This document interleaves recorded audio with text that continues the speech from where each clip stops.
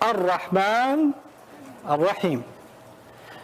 After describing himself as master, he gave himself two descriptions. These are the first two descriptions of Allah, Ar-Rahman and Ar-Rahim. I'll make it a little smaller so you guys can see that better. There, that's perfect. Ar-Rahman Ar-Rahim, that's the Arabic. Oops. Okay. Now, somebody translate that for me. Call it out. The most merciful, the most beneficent, the most beneficent, the most kind. What else? What else you got? Always. The always merciful, the continuously merciful. Okay. What else? The most gracious, the most kind. So confusing. The most beneficent, the most merciful is probably the most common translation, right? When was the last time you used the word beneficent? Just now. Oh, you're so beneficent. The point of translating, the purpose of translating, is to go from a language you don't know to a language you do know. Isn't that the point of translating? If you don't even know what the English word means, there's something wrong. We need, with all due respect to previous translators, English changes very quickly, so we have to keep modifying. The Arabic stays the same, the English has to be updated with times. It just has to keep moving forward. You understand? We'll understand these words in a good way, inshallah. These two words both basically mean merciful. Basically, both of these words mean merciful. Because they both have the word rahma in their origin. Rahma in Arabic means mercy. Also, by the way, from that word you get the womb of a mother. If a baby's inside the belly of a mom, she's pregnant, then we call her womb ar-rahm. We call it that because the Arab idea of mercy is this child is inside and his rent is paid, his food is covered, his cleanup service is all covered. He has got no problems whatsoever. He doesn't even feel the need for anything. If there's any issues, who's taking care of them? The mom is. He is in what the Arabs call mercy. Mercy to the Arab is when you're completely taken care of from every angle. Everything's covered. And you know what babies do sometimes, right? Inside the mom. It's the scariest thing ever. I was sleeping one time, I was sitting on the couch next to my wife, she's expecting, and my daughter-to-be kicked me. It's like, ew! My God, that's scary. And sometimes they stretch. And sometimes they punch. On the inside, they punch the ribs of the mom on the inside. That's insane. But they're still taken care of. Even though they violate, they do all kinds of wrong things. They make the mom puke, right? Did he eat all her food? She's still hungry, right? They take everything from her, but she still takes care of them. She still takes care of them. By definition, they're invading what's supposed to be hers, her nutrition. Her body is supposed to be hers, and they took that space and they took it from her, and she's still showing them mercy and making dua to them, and reciting Qur'an, sitting there reciting Qur'an, making dua, Allah make this a righteous child, subhanallah. That's the old Arabic definition of mercy. What a mom does to a child. Now, I said both of these words have to do with what? Mercy. Both of these words have to do with mercy. I'm sensing we're going to be a little late tonight. You guys okay with that?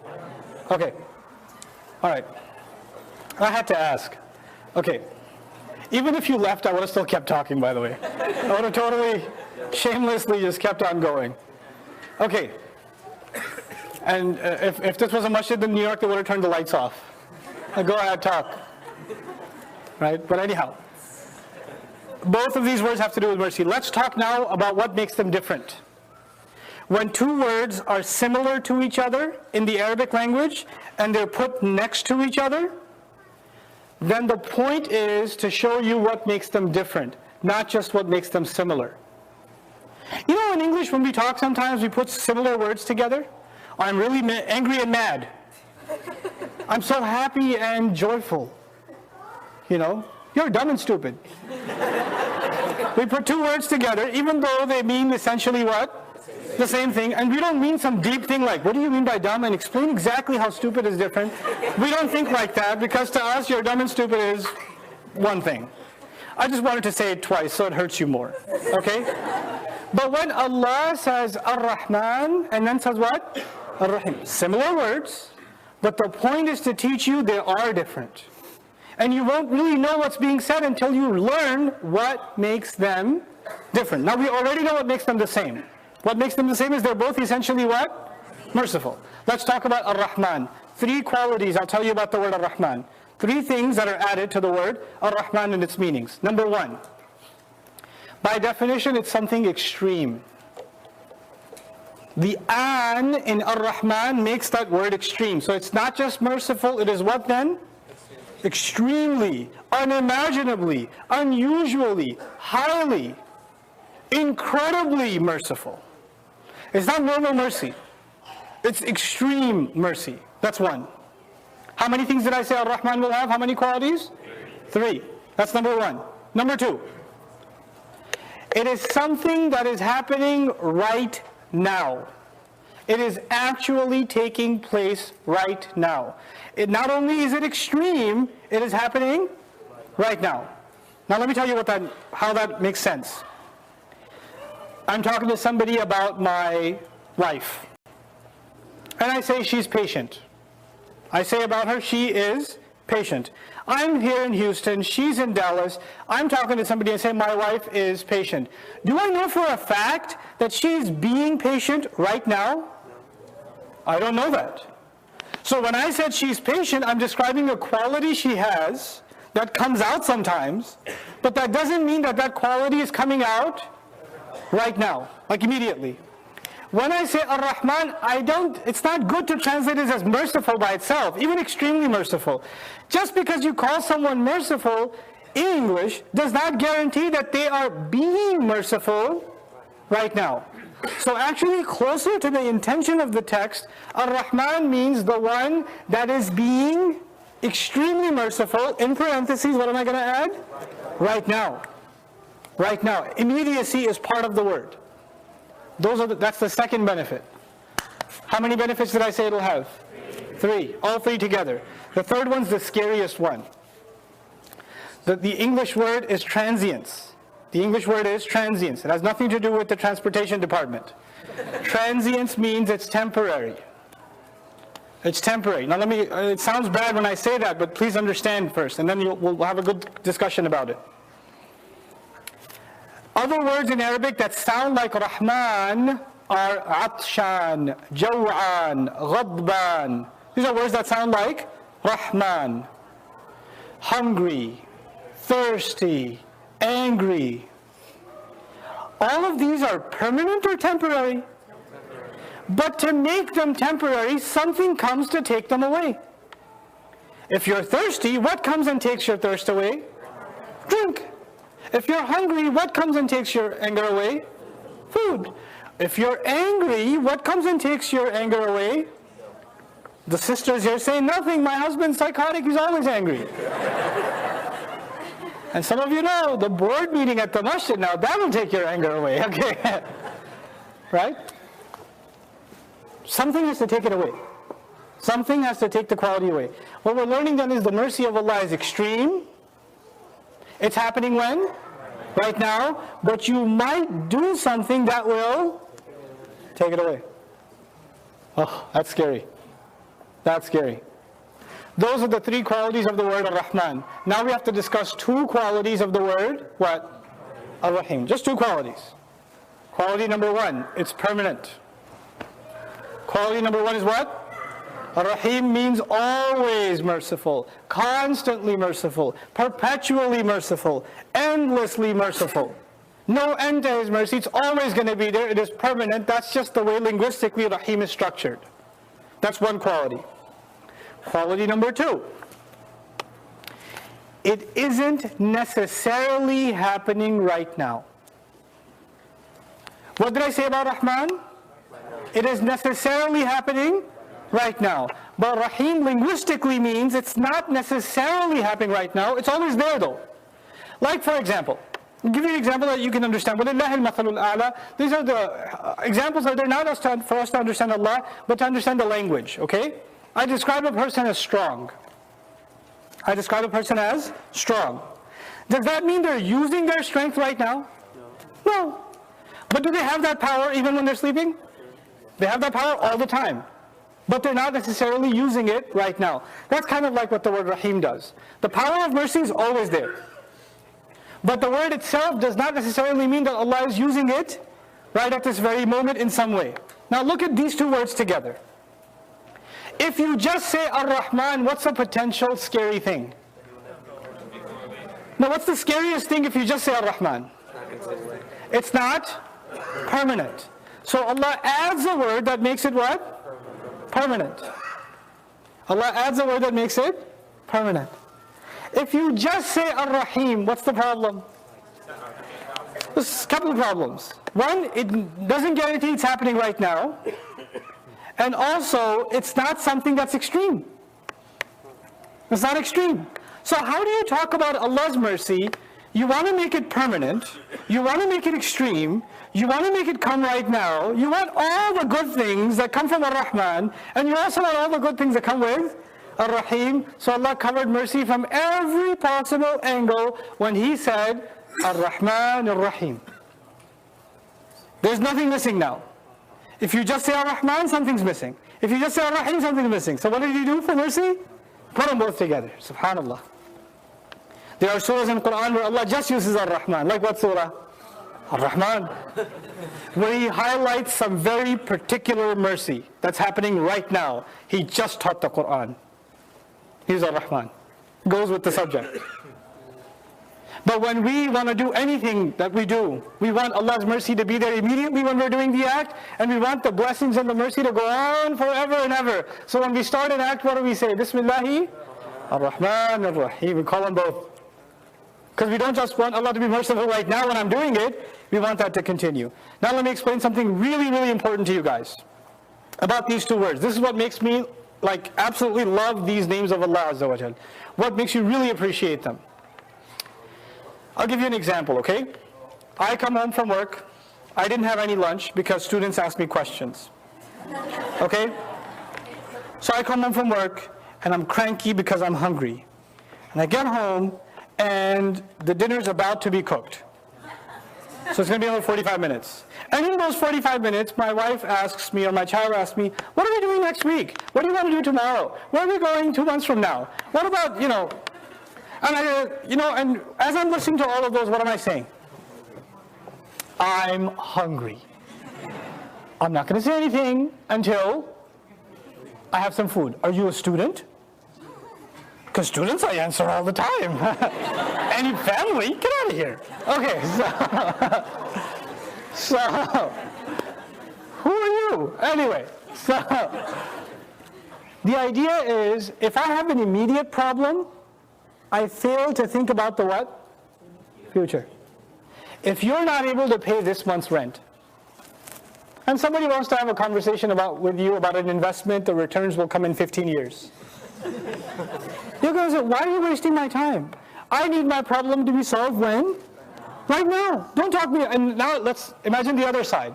Imagine you're doing well. A lot of people in the world, Muslims and non-Muslims, are doing very well. They're very financially set. Their lunch, their dinner, their rent, their month check, electricity bill, everything is paid. Does that mean they stop worrying? No. If everything for now is taken care of, your mind is programmed to start worrying about what? Tomorrow, day after. If the day after is covered, the month after. If the month after is covered, 2 years after. We just keep pushing the concern future. So there's two kinds of people. People that have a problem right now, and people who only think about the problem of the future because their now is taken care of. Yes? Okay. Now, Allah Azza wa Jal mentioned Ar-Rahman first and Ar-Rahim second. Let me tell you, you're an employee. You really need your paycheck. You're living paycheck to paycheck. Your boss is on the other end of the city. And he's going to be late. You have to leave at 5 o'clock, but he's going to be late. You're waiting for your paycheck from your boss. You're getting nervous because it's 4:45 already, he's nowhere to be found, his phone's dead, and you're getting really worried. about your paycheck. Your employee, your fellow employee or coworker tells you, don't worry about it, he's reliable. Don't worry about it, he'll be here. He is what? Reliable. So in other words, he has the quality of being reliable. Right? Does that mean that he is being reliable right now? You hear your employee say, I know he's reliable, I know. He's been reliable before. I just wish he was being reliable right now. Because I have a problem when? I need it now. I don't care if he's been reliable or he will be reliable, I want it now. Then you see his car pull into the parking lot, you say, oh, okay. He's right. And immediately, as soon as you get the paycheck, what are we going to do next week? Right? Human beings want Allah's mercy. When do they want it? أَلَا يَعْلَمُ مَنْ خَلَقَ. Doesn't he know who he created? He gave us the mercy that comes immediately first. He took care of our now first. Because he mentioned what name first? Ar-Rahman. And the moment he took care of our present with Ar-Rahman, the mercy that comes right now, my mind says, what about tomorrow? And Allah says, don't worry, it's always there. Ar-Rahim. SubhanAllah. He took care of us. Just in Ar-Rahman Ar-Rahim. The immediate and the future. Our scholars in the past, like Zamakhshari would say, if you want to imagine the mercy of Allah captured in Ar-Rahman Ar-Rahim, Ar-Rahman is like the ocean with the high waves that is so strong and so extreme. And Ar-Rahim is like the calm ocean that is endless. And a human being can never imagine both of them at the same time. Just like that, no human being can imagine Ar-Rahman and Ar-Rahim at the same time. Allah's mercy is beyond our imagination. The way Allah is merciful is beyond our imagination. It cannot be limited to our imagination. Never think of Allah's mercy like you think of anybody else's mercy. That is the biggest mistake of people who lose their faith. They say, how can God be merciful when this is happening, and that's happening, and that's happening over there, and this is happening over there? How can God be merciful when there's disease, or there's that flood, or there's that earthquake, or there's that war, or those innocent people are dying? What kind of merciful God is this? They ask those questions because they think they can understand the mercy of Allah. Allah's mercy is beyond imagination. It is not limited to your and my feeble mind. It's beyond that. Those very questions come from someone who doesn't realize they're a slave. And they don't realize, alhamdulillah, because they're starting with complaints. Then the moment you start complaining, you've already killed alhamdulillah, right? That's already gone for you. That's already done for you. SubhanAllah. That's Ar-Rahman Ar-Rahim. Now in these, we're not even done with the introduction to Allah yet. But I got to share this really important thing with you guys. It's kind of funny. I think it's kind of funny. But it's a really important part of how I teach, and I want you to remember these lessons. I used to be a school teacher. One of my earliest assignments was first grade at an Islamic school. Now, if you don't know much about Islamic schools, let me tell you. Aunties own them. And usually these aunties are very angry people. If they were nice in the beginning, over time, life just made them very bitter. So I got hired as a first grade Islamic school teacher, and I went in there saying, man, these kids are exposed to these angry aunties all the time. All due respect to our aunties. I'm going to go in there, I'm going to be their friend. I'm going to play games with them. I'm going to tell them stories. I'm going to show them tricks. I'm going to pull quarters out of my ears and stick pencils up my nose just to make them happy. I'm going to be the best thing that ever happened to them. So I go into first grade handstands and tricks and stories and candy giveaways, and kids would love me. It was amazing. There were kids, I would walk into class and go, woo! I'm the man, woo, yeah! Yeah, first graders would give me a standing ovation. It was the most amazing thing ever. The principal would have to come into the room and say, everything okay? I'm like, yeah, I'm fine, just, appreciating the awesomeness, that's all. So I did that for a week, and my fellow peers, the aunties that I make fun of, looked at me and said, see you next week.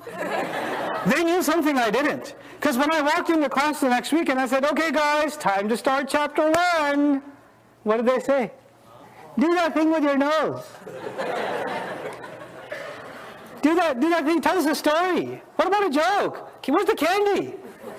Guys, open up chapter 1. No, we're not going to do it. And I have to dig deep. These guys went crazy.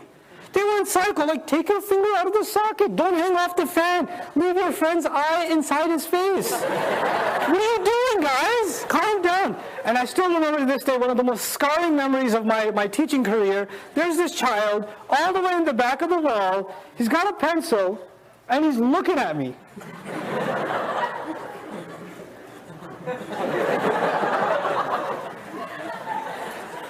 eye contact and writing on the wall. I'm not even shower. And his friend pokes him, he says, I think he sees you. And then the best thing is what he said to his friend. He goes, yeah, but he's a nice guy.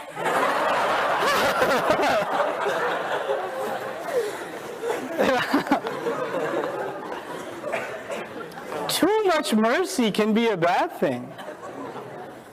Do you understand where I'm going with that? Man, too much mercy, and you might start saying, hey, I mean, he's so merciful.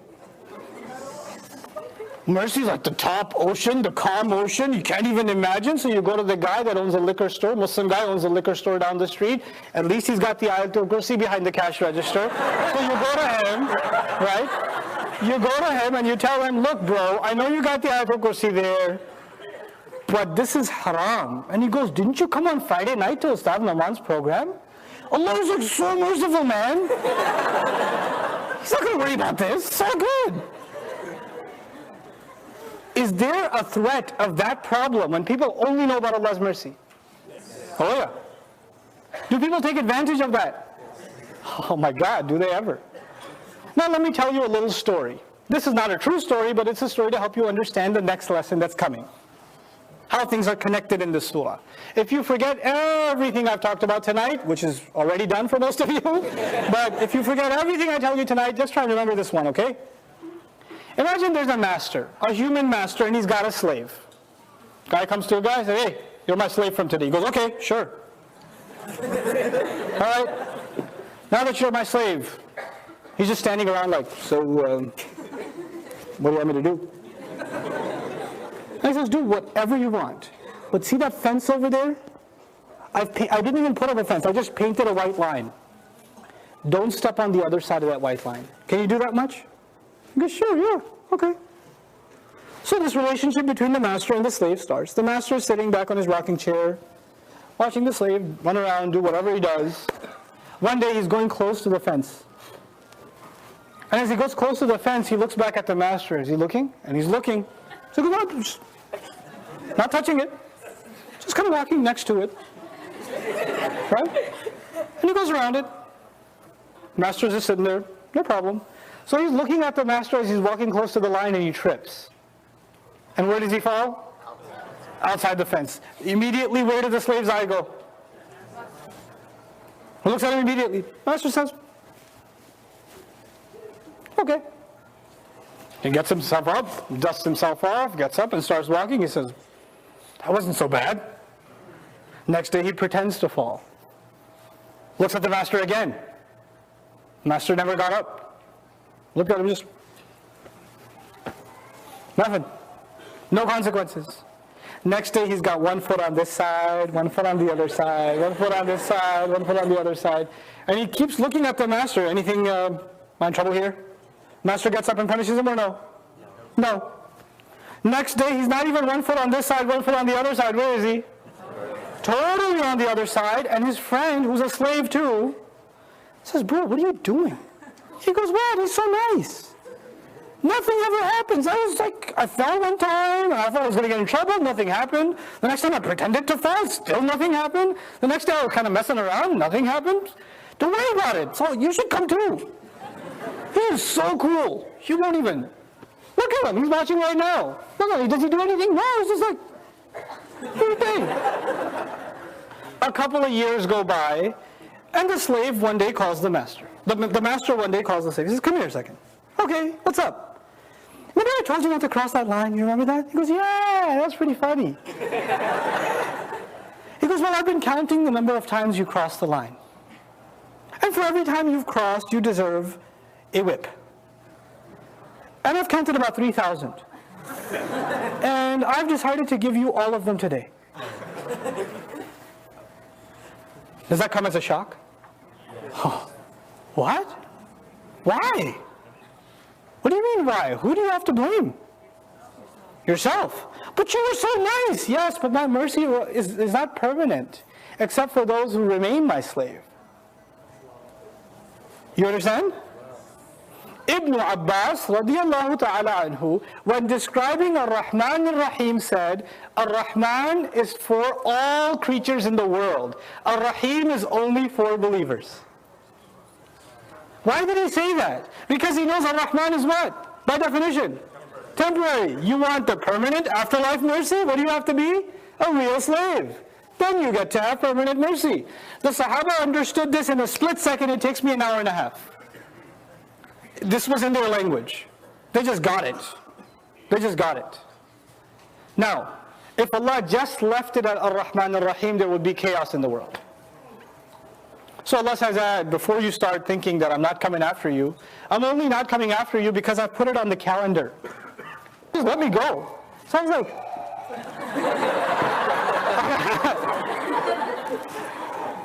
this is not normal. And the first thing that came in my head was hisaban yasira. This is an easy audit. People will bring their book. If you notice, page 17, I think I caught a Laylatul Qadr. And I marked this other page, I forgave a friend of mine. That should be worth like Jannah, right? I've highlighted with marker which good deeds. I make sure I get credit for those. You bring the book and the angels are about to count your deeds, and the angels were instructed, according to the Prophet ﷺ, فَيَتَجَاوَزُونَ عَنْهُمْ, they just say, it's okay, just go, just go.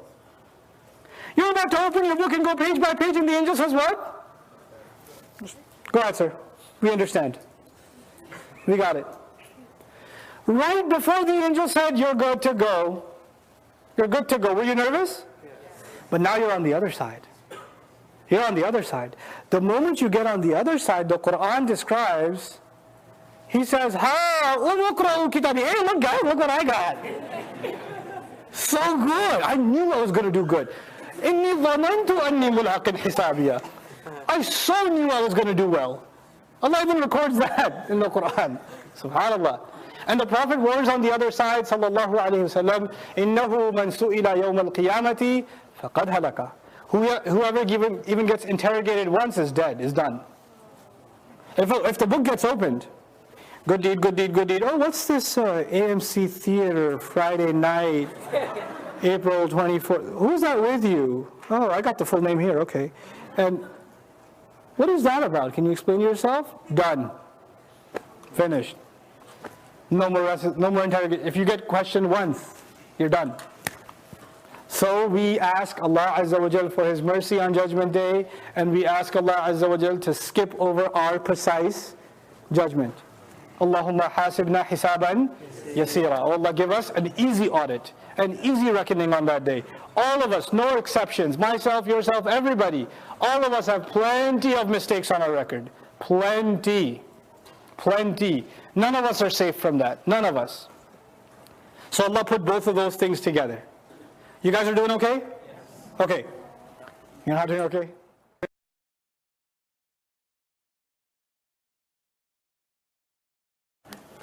Maliki Yawmiddin. Master of Judgment Day.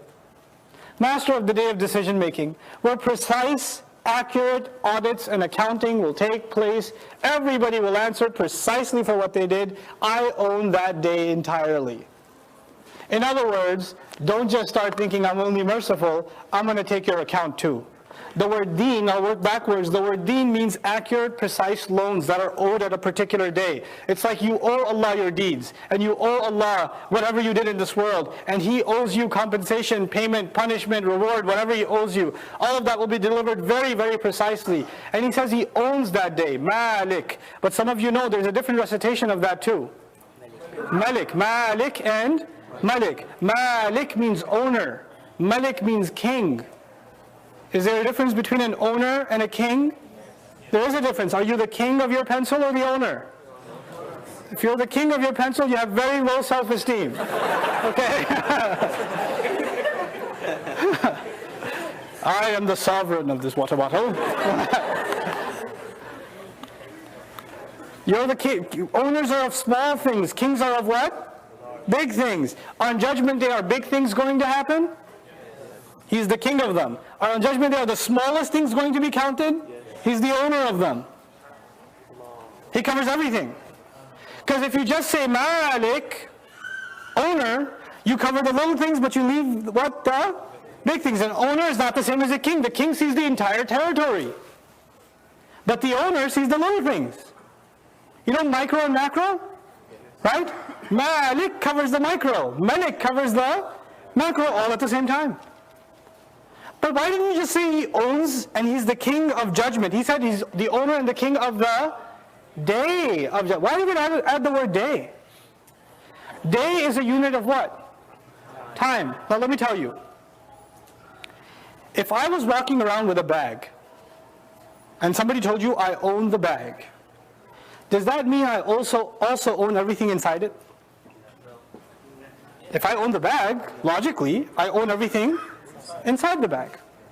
Allah first says, I have complete control over that day, the big things and the little things, by what 2 words? Malik and Malik. Then he says, I don't just own judgment, I own the day. Everything that will happen inside that bag. What I mean by the bag is what? The day. So if he owns the day, he owns every last detail of that day. Now let me tell you about owning time, just a little bit. Human beings, it's impossible for us to own time. It's impossible. We can't even own 1 second. Let me tell you why. How many things will happen in the next second? How many things will take place in that container that we call 1 second? Is there only things happening in this hall? Things happening across the entire existence in every second. When Allah says He owns time, He takes control of everything that's happening in it. Time is like a bag that things happen inside. Right? He took absolute ownership, complete control over every last detail, every little record, every little deed, completely captured on Judgment Day. Which leads me to talk a little bit about Judgment Day. This is a little bit of a not transgression, but at least a digression from our main topic. But I do want to tell you something about Judgment Day. What's the opposite of mercy? The opposite of mercy is punishment. Either somebody does you a huge favor or they punish you. Did Allah mention punishment in Fatiha? No, He didn't. You know, on the one hand, He mentioned mercy. That's extra. Then in the middle there's justice. 0. If you put it on a scale, the positive side is mercy. The 0 point is what? Justice. And the negative side is what? Punishment. Allah didn't even mention the negative. All He mentioned was what? Justice. Day of judgment, day of decision making where justice is served. He mentioned the 0 point. Why? Because as far in our religion, there's no difference between punishment and justice.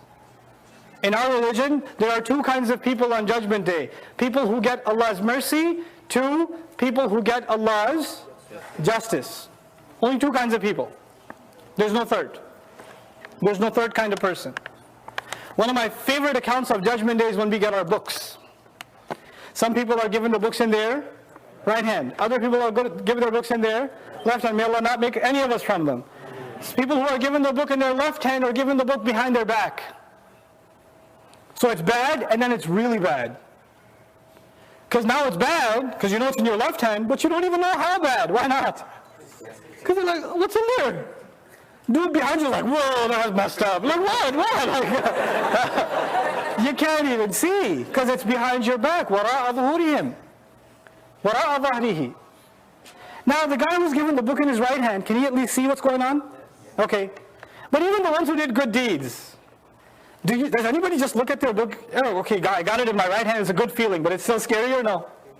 Still scary, because you're about to go through the security checkpoint, where your book is opened, and the auditor goes line by line by line. It's terrifying. You ever seen those booths at the Travel Security Administration at the airport? Nowadays it's gotten easier. Soon after, more recently after 9/11, when I used to travel, I used to get the VIP treatment almost every time. Right? You're about to go through, you have to take your shoes off, and all that's normal now, right? But then they look at your face and they're like, okay, you step over here, sir. We have to ask you about your favorite color or whatever, right? So they take you. So I was kind of used to that. I was kind of used to the entire process. One time I was traveling to Vegas for a Qur'an conference. I swear, okay. I'm in the masjid, okay, I'm in the masjid. Okay, so I got to Vegas. I hand the guy my boarding pass. He says, must have just let me go. So I was like,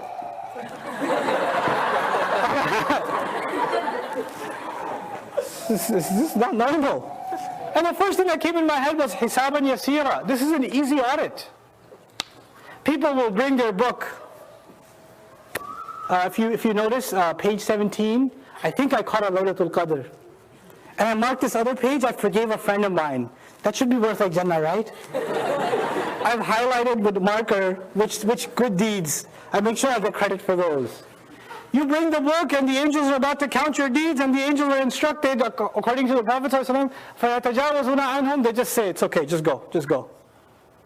You're about to open your book and go page by page, and the angel says what? Go ahead, sir. We understand. We got it. Right before the angel said, you're good to go. You're good to go. Were you nervous? Yes. But now you're on the other side. You're on the other side. The moment you get on the other side, the Qur'an describes, he says, kitabi. Hey, look guys, look what I got. So good. I knew I was going to do good. Inni dhanantu anni mulaqin hisabiya. I so knew I was going to do well. Allah even records that in the Qur'an. Subhanallah. And the Prophet warns on the other side, sallallahu alayhi wa sallam, إِنَّهُ مَنْ سُئِلَ يَوْمَ الْقِيَامَةِ فَقَدْ هَلَكَ. Whoever even gets interrogated once is dead, is done. If the book gets opened, good deed. Oh, what's this AMC Theater Friday night, April 24th? Who's that with you? Oh, I got the full name here, okay. And what is that about? Can you explain yourself? Done. Finished. No more interrogation. If you get questioned once, you're done. So we ask Allah Azza wa Jal for His mercy on Judgment Day, and we ask Allah Azza wa Jal to skip over our precise judgment. Allahumma hasibna hisaban yasira. Oh Allah, give us an easy audit, an easy reckoning on that day. All of us, no exceptions, myself, yourself, everybody, all of us have plenty of mistakes on our record. Plenty. None of us are safe from that. None of us. So Allah put both of those things together.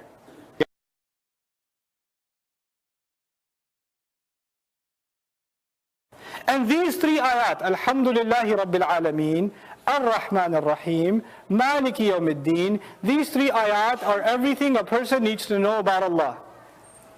This is Allah's complete introduction to Himself.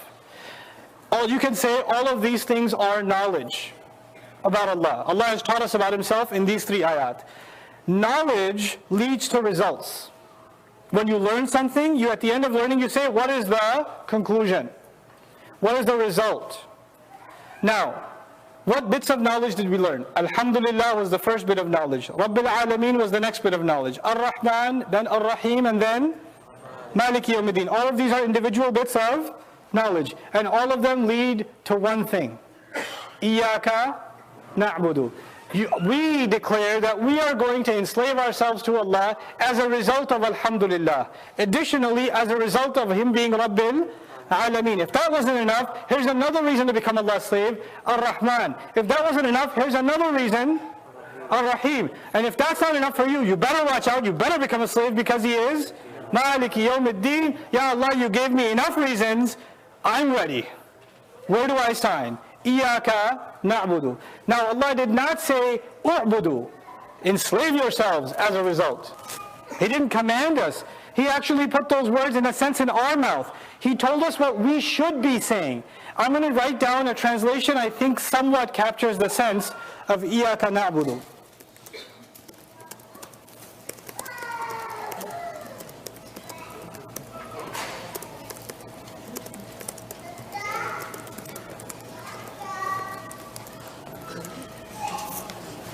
That is the declaration, Iyaka na'budu. It is only to you that we give ourselves totally and absolutely in worship. Are we talking about Him or to Him in this ayah? You know what we're learning here? If you really get to learn who Allah is in the first three ayat, you automatically learn He's listening. Because if He's master, He's listening to His slaves, so there's no reason for you to wait and see when can I get in touch with Him. You immediately got in touch with Him. You didn't say, I only worship Him, we're only going to worship Him. We said we're only going to worship you were already ready to talk to him. We didn't just talk about him, we talked to him. Fatiha, we're talking not about Allah. Allah told us about himself, and then a natural result of that is, why wouldn't you want to talk to him? You should talk to him immediately. Allah taught us to talk to him. Iyaka, not iyahu. Iyaka na'budu. Then this is a declaration, guys. Okay, when is in American history, when have you heard the word declaration? That's Declaration of Independence. This is what? Declaration of what? Worship. Slavery. Declaration that I give up my independence. Declaration of non-independence. Declaration of dependence to Allah. It's beautiful. Because when you and I declare our slavery to Allah, that is the only time we are truly free. People who think they're free, either they're enslaved to their body, or they're enslaved to their temptations, or they're enslaved to their entertainment, or they're enslaved to their culture, or they're enslaved to their false ideology, or they're enslaved to or their fashion, or their friends, or their peer pressure. They're enslaved to one thing or another or another or another. You want to be free from all of those forms of slavery. Real freedom comes when you become a slave of Allah. You don't have to look like anybody else. You don't have to talk like anybody else. You don't have to walk like anybody else. You don't have to pretend to be fit in, because now the one who you need to please is one. All that other stuff is gone. You don't feel bad about yourself because you're too short, or you're too tall, or you're too skinny, or you're too fat, or you're not this, you're not that.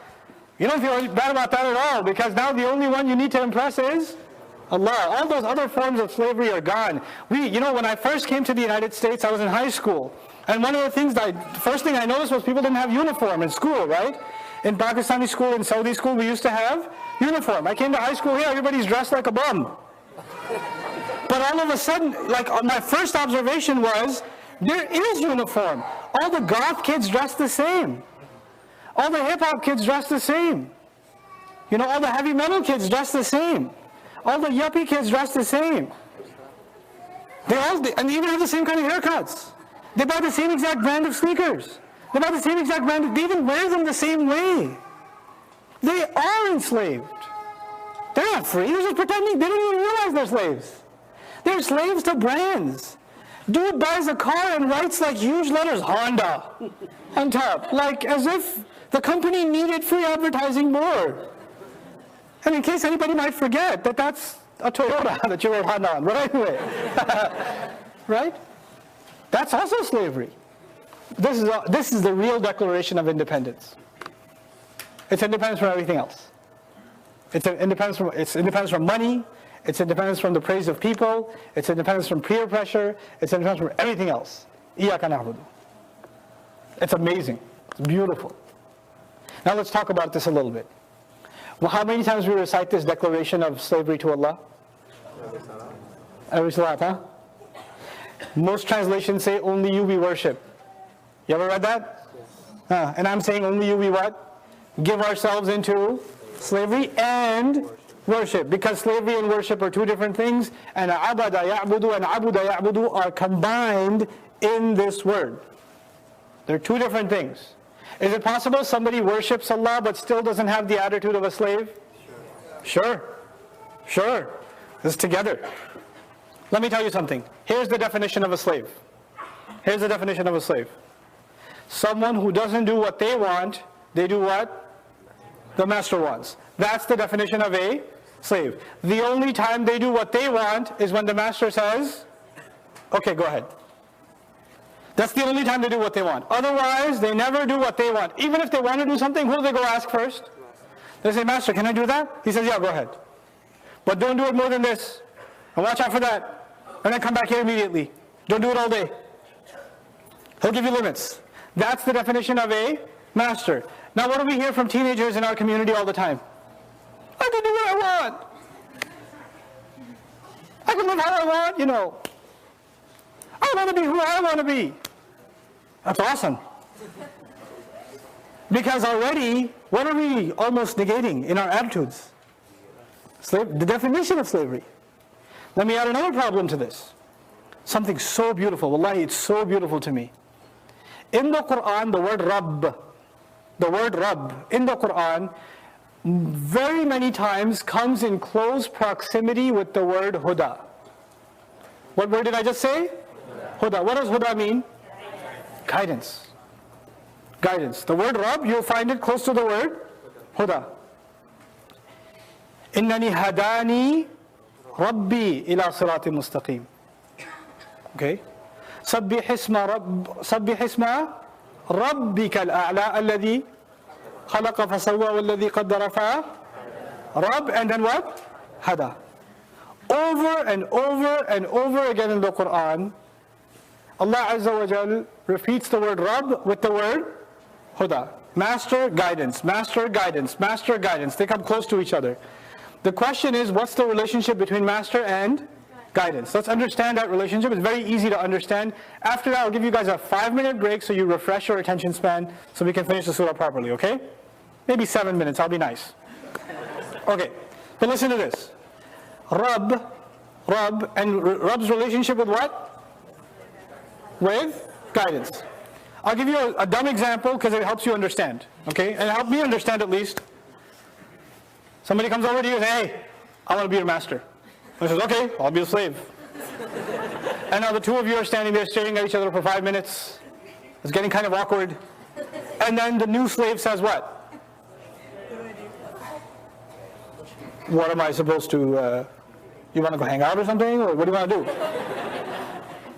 A slave is only a slave when he does what the master wants. But a slave cannot know what the master wants until the master tells him. The only time a master is when he gives the slave instructions. What is guidance? Instructions. If we have accepted Allah as master, then the first thing we need from him is what? Guidance. That is why after our declaration of slavery, what's the first thing we're going to find ourselves asking from Allah? Guidance. Because that's what you do to be a slave. You get guidance from the master. The two things are logically tied to each other. Without instructions from the master, you're not even a real slave. Even if you want to be. Even if you want to be, you can't be. You know, before Islam, people used to dance around the Kaaba naked. They thought it would make Allah happy. And somebody would even say, I'm doing this, I don't know what else to do. Ya Allah, tell me. I don't even know what to do. I don't know what it means to be your slave. I can't use my creative imagination for that. I'm depending on you to tell me. That's exactly what revelation is. It's Allah telling us, you asked, here it is. You realize you have to be a slave, well, here's how you be a slave. Ihdina siratal mustaqim. But we're not going to that yet. I wanted to allude to it so you understand what's coming next is connected. At least I want to finish this ayah. Iyaka na'budu wa Iyaka nasta'in. It is only and only your help that we seek. The word help is kind of not as clear as the word nasta'in. So I have to kind of explain the word nasta'in to you guys before we take a break and tie these two things together. Isti'ana in Arabic comes from the word aun. Aun means help in matters that you are struggling with. I'll say that again. It means help in matters that you are struggling with. I'll give you an example. You're driving, you have a flat tire. Somebody walks by and you say, hey buddy, could you help me out? I got a flat tire. And by the way, the spare tire's in the trunk. I've already popped it for you. And there's a jack in there too. I'm listening to my favorite news station right now. So you go ahead. Okay? You asked for help, didn't you? But you were not struggling yourself. Here's the second situation. You don't try that unless you want to get punched in the face. So, here's the second situation. You got a flat tire. Your Royal Highness got out of the car, took out the spare tire, took out the jack. You're cranking up the car, but you're not strong enough to raise it the whole way. Somebody walking by, you say, hey buddy, could you help me out a little? Is this a different kind of asking for help? Yes, because you were already struggling. If you ask for help when you're already struggling, then you use the word nasta'in, isti'ana. By using that word, what we are claiming to Allah is, Ya Allah, I'm already trying everything I can, so just help me because I can't do it by myself. In other words, if you are not making any attempts, you have no right to ask Allah for help. That's what that means. You know, you meet people that say, bro, I really want to become a better Muslim. Now, you ask them, you pray? No, bro, I don't pray. Well, do you pray? Yeah, I pray. 5 times? Yeah, 5 times. Every day? On time? Whoa. I could never do that. Allah hasn't helped me yet. Make dua, Allah helps me. Make dua, Allah gives me tawfiq. Yes, one day you'll have a baby, his name will be Tawfiq.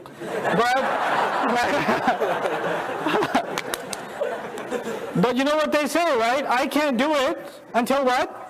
Allah helps me. I don't have to bother. Well, I'm only going to the party because the help of Allah hasn't arrived yet. I checked my email like 3 times today. It hasn't arrived yet. Once I download it, then I'll be fine after that, right? What is Allah saying in this ayah? Don't you dare ask for help until what? You're struggling yourself already. This is a formula from Allah for life. All over the Qur'an we learn this formula. First people make struggle, then the help of Allah comes. First Ibrahim is thrown in the fire, then the fire becomes cool. He doesn't get an email the day before, don't worry, it's going to be cold. No. First the Muslims show up in the Battle of Badr, then the angels arrive. The angels are not there saying, we've been here since 2:30, where were you guys? No. They come first, you make the effort, then the help arrives. You understand? So when we ask Allah for help, what are we already claiming? Ya Allah, I'm already trying. So you better not be lying to Allah. You better not be lying to Allah. Lying to each other is bad enough. In salat, if you're standing and saying, Iyaka nasta'in, and you're not making any struggles, then you're not lying just to yourself. Watch it. Iyaka na'budu means I've declared slavery to you, Ya Allah. Of course. You're watching a movie, Maghrib time, your mom said, Maghrib time! God, Maghrib again. Okay. Pause the movie, go stand in front of Allah, tell him, I'm totally your slave, Allah. I'm so your slave. And I'm trying so hard. Just help me be better, because I'm trying so hard. Assalamu alaikum wa rahmatullah, assalamu alaikum wa rahmatullah, play. Is that not lying to Allah? Is that not insulting?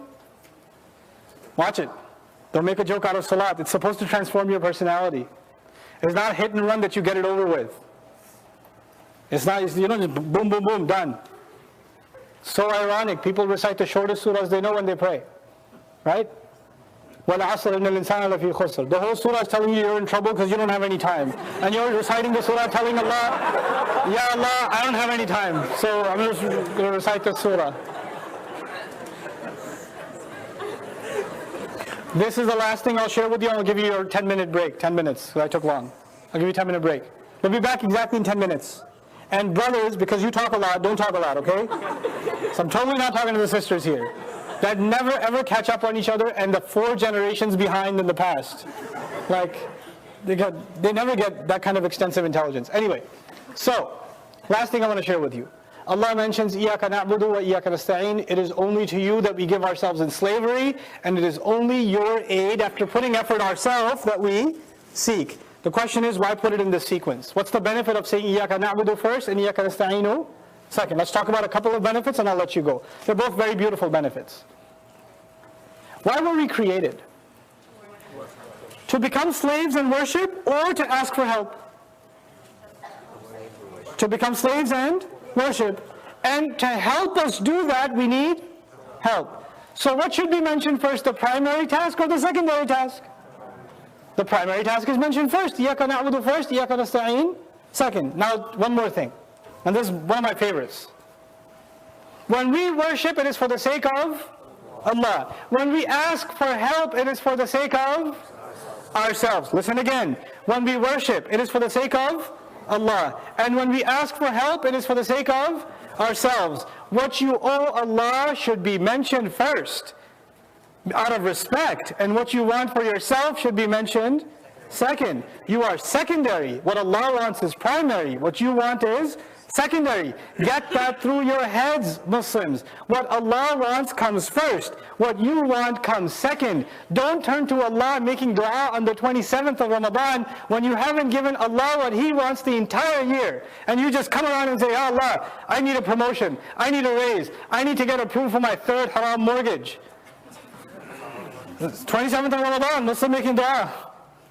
Don't ask Allah for things when you haven't given him his due first. We're learning right here already. Before you ask me, you better be doing my job. And you better be brave enough, you're doing so much of your job, that you can actually have the guts to stand in front of me and tell me that I am doing my job. Iyaka na'budu. Ya Allah, I'm making a claim. I'm enslaving myself to you. And that's why I feel like I am qualified now to ask you for help. At least I'm trying to become your slave. Now help me. Iyaka nasta'in. If you can really honestly do that, now we're beginning to understand what Fatiha is. What's Fatiha supposed to do for us? This is for a person who gets to really know who Allah is. Take a good 10-minute break, make long distance phone calls, go cry in a corner because it's been going on forever, and inshallah ta'ala we'll come back. I'll try to wrap it up within 40 minutes, I hope. بارك الله لي ولكم في القرآن الحكيم ونفعني وإياكم بالآيات والذكر الحكيم. بسم الله والصلاة والسلام على رسول الله وعلى آله وصحبه أجمعين ثم أما بعد. We got a little bit through إياك نعبد وإياك نستعين. I wanted to ask also a simple question to all of you guys. If a friend of you came over to you, I know I've set up the scene for some weird conversations already, like you went over to a friend and say, hey, you want to be my slave? And you're like, okay, well, sure. But here's another weird setting. Friend comes over to you, you say to your friend, or I say to a student, hey, could you help me a second? Much more normal, right? Not like be my slave, but help me. Hey, help me out a second. Friend says, sure. Now you're sitting there quietly. That's also kind of awkward, because once you ask for help, what needs to be there? What do you need to tell the person you just asked help from? What do you need help with? You need me to punch you in the back? What do you need me to do? What do you want me to do? How do you need my help? It needs to be clear. Now, the only time you don't have to explain is when the person you're asking already knows. You're carrying a huge box, and you say, could you help me a second? And he says, yeah, what do you want me to do? I'm going to write an email for you? Or no. Genius, help me carry this. It's right here. It's obvious. You understand? We asked Allah, إِيَّاكَ نَسْتَعِينَ, aid us, help us. That's what we asked Allah, help us. What did we not say? Help us in what? Now there's several reasons why you wouldn't say it. One of those reasons is the one you're talking to already knows. When you say, I need help, he already knows what you need help in. You don't even have to say it to him because he already knows. That's one benefit. The other benefit is actually something more comprehensive. The list was so long that I just said help. Because I don't just need help in one thing. I need help in everything. Ya Allah, help me with my health, with my job, with my career, with my salat, with my children, with my wife, with my mother, with my mother-in-law. Ask for that one like 3-4 times, right? Help, help, help, help, help. The list would have been too long, so what do? Help. It's a statement of desperation. There's a third reason too. So the first reason is the one you're listening already knows. The second reason is the list is too long. Here's the third reason. Imagine you were taking a walk, you're going hiking or something, and you tripped, and you got like one hand holding the cliff. Below you 10,000 feet.